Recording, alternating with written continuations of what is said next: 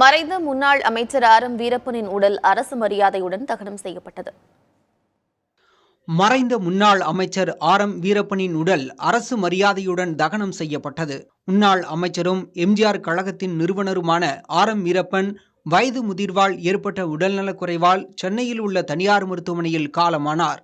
அவரது உடல் தியாகராய நகரில் உள்ள இல்லத்தில் அஞ்சலிக்காக வைக்கப்பட்டிருந்தது.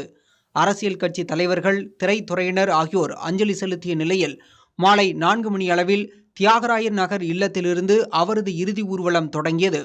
நுங்கம்பாக்கம் மின் மயானத்திற்கு கொண்டு செல்லப்பட்ட அவரது உடலை திமுக எம்பி ஜெகத் ரட்சகன், காங்கிரஸ் மூத்த தலைவர் திருநாவுக்கரசர், டி.கே.எஸ். இளங்கோவன் உள்ளிட்டோர் சுமந்தபடி தகன மேடைக்கு எடுத்துச் சென்றனர்.